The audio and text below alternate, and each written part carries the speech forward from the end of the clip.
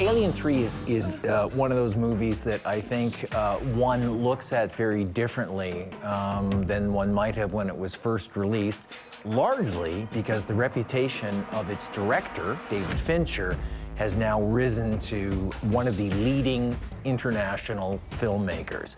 But at the time, he wasn't recognized as so. The first two Alien films, Alien and Aliens, were so good. By the time one got around to the third Alien film, people were justifiably wondering, do we really sort of need to see another Alien movie?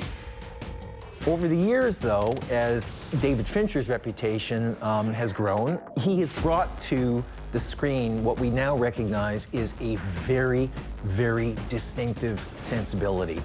He is visually a director who is extremely skilled and extremely meticulous. In fact, he came to making feature films through music video and through making commercials. And I think those were also things that kind of like counted against him at the time that he came in. He seemed to be, you know, like, who is this hotshot young director who is now taking on the third film in a major and legendary Hollywood franchise? And I think there was basically a very huge misunderstanding of what Fincher was all about. But the interesting thing is that when you now watch it, there is a sense of claustrophobia. The use of space within the film, not outer space, but space within the film in the penal colony. When the Ripley character is being cast as a character who is now in as much danger from the people she is among as the alien itself, and who has become a much harder character, I think that's another really interesting sort of development.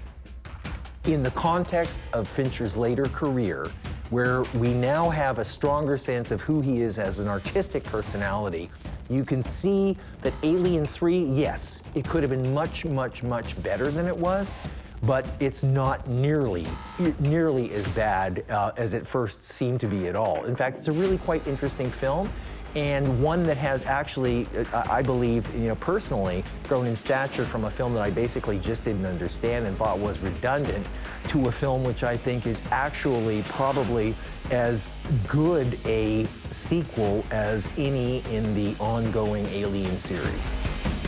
What movie should we explore next? Tell us in the comments and subscribe for more from Hollywood Suite.